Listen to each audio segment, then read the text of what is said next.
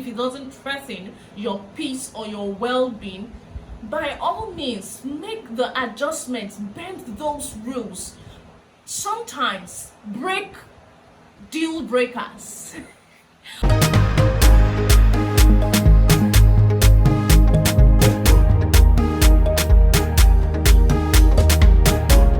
Hello guys. Welcome to my YouTube channel. This is Evie's Lens and I'm your girl Evizino. So if you're seeing me for the first time, you are welcome. I am so happy to have you here, and if you are a returning subscriber, thank you for always joining. So today I want to talk about something very important that a whole lot of people in marriage overlook. So this is for the married folks or people who are thinking to get married. I'm going to be using an analogy sort of to pass across my message, so you guys should relax. So guys, I have here with me a tray of different objects. I have balls and I have bricks here in this tray, and as we can see, if I move the tray, it's threatening to fall off and some other objects would fall off. So it shows that there is lack of balance. It goes a long way to show that there is lack of agreement, there is lack of unity, togetherness for all the balls and the objects to fit in. So we are going to be arranging it to see how things can work out and these objects can fit in this tray. All right, so let's go.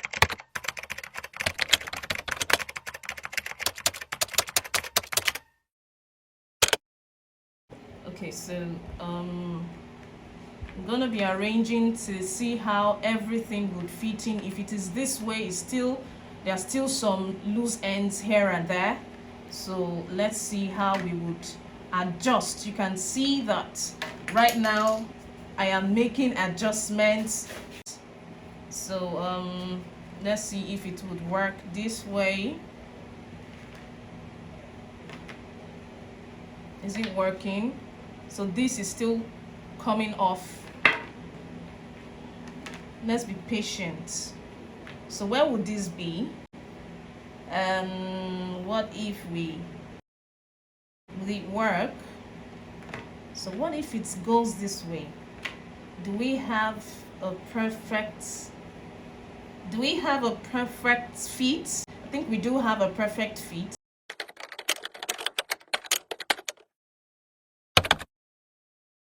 As the video unfolded, you see that we had to keep patiently adjusting the balls and the other objects in order to fit. They had to tolerate each other. They had to adjust and tolerate each other.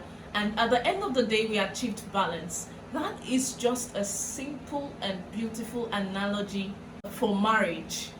And I know that most times, individually, we come into marriage with different mindsets, beliefs, rules and regulations. Oh, I don't want my husband doing this to me. Oh, my husband will be the sole provider. Oh, my wife must cook, wash, clean, and do all the things. My wife is to serve me. Oh, my husband is to pamper me and all that.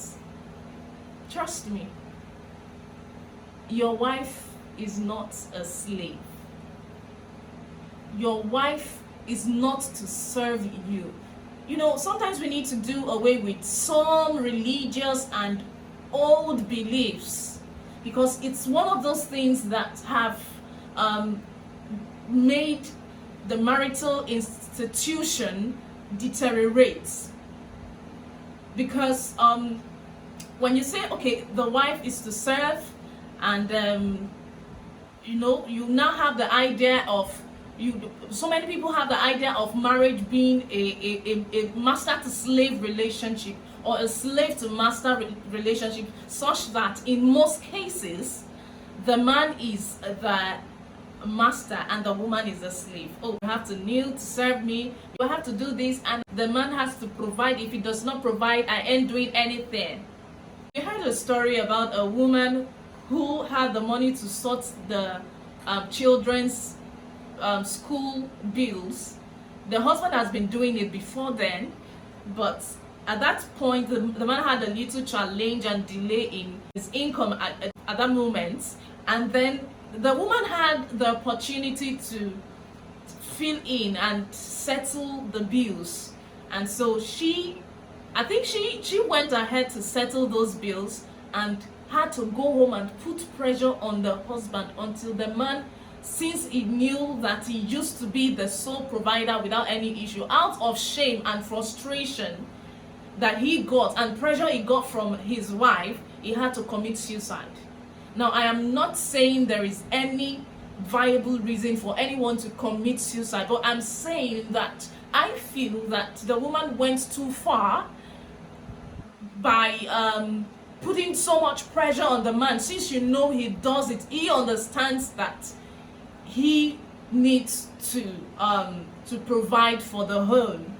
So what am I saying in essence? I'm saying that sometimes we come into marriage with different ideologies, different rules, different things that we have already perceived, but when we get into the marriage, we might see that the reality of the situation is quite different from what we have imagined before we got married.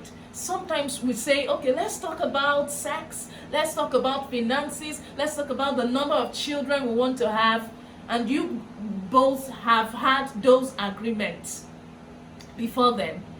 But when you get into marriage, reality sets in, and you see that, oh, that's your partner that have said, okay, I want to have sex 5 times, 5 times a day, 5 times in a day, 5 times in a day, is now too busy, and he has to adjust it to just once a day or maybe thrice a week.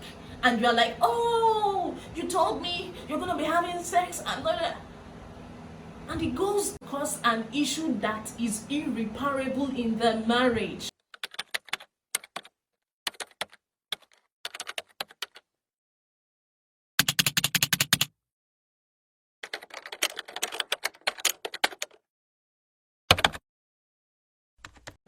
Wisdom is profitable to direct. I do not see any wisdom in a marital relationship that we do not both adjust and tolerate each other. As far as the adjustment and tolerance does not have any negative or deadly or threatening impact on the other person. Selfishness is one of the deadliest things that we often don't realize as a problem in marriage. Most people do not realize they are selfish until they get married, and it's a real struggle for them to realize they are selfish. So basically what I'm saying is, in marriage we need to realize that learning to adjust our personal desires and needs and wants and preferences in order for the family to actually thrive. We are not saying that we are trashing or putting aside what we really want or sacrificing it. Okay, we are not saying we are sacrificing what we would want. We are just saying we want to adjust. We want to learn to adjust our personal preferences, desires, or needs in order to have a balanced, healthy marriage. There is nothing wrong in disagreeing in marriage. There is nothing wrong if both parties do not agree on a particular thing. But what is wrong is if a balanced agreement is not reached. Okay? So when a balanced agreement is not reached, it can turn out to be that one party is giving too much. Fighting fair is very important because it means that you are also respecting your partner's decision and vice versa. So it means that you have gotten to a point where you disagree in a healthy way. Okay? Another thing is, in marriage, definitely we would come to see a couple of challenges along the way. It's not a bed of roses. So when you get that, when you encounter some challenges, it's not an opportunity for you to bail. It's not an opportunity for you to japa. At that time, your commitment is really tested. Your commitment to each other, those things you said on the altar when you took your vows, become tested. I'd like to add that it is important for both parties to make adjustments per time as it requires, because if it becomes a situation where one party is the only person making the adjustment, the other person would eventually feel drained, and when that happens, trust me, you're not going to like it. It's just like trying to dip a little piece of foam in a bowl of water. What happens? That little piece of foam will get too hydrated that it can no longer hold the water. So that's how it is when it's just one person trying to absorb and suck in all the issues and trying to tolerate and all that. The person can no longer take it for long, and what happens? The person will start dehydrating. All right. Nadate says, when two dogs they play, and now only one they fall, they take body rub ground. Wetin go happen? They go fight. But if na the two of them, na im dey take body rub ground, na im dey fall, wetin go happen? The play go continue, it go sweet. So the truth about it is, let's try to be fluid. Let's try to be flexible. Thank you so much for staying with me. I trust that you enjoyed today's episode of this show. And please like, comment. I want to know what you guys feel, your contributions and all of that. Please comment, like, share, and subscribe to my YouTube channel. Thank you so much. I love you.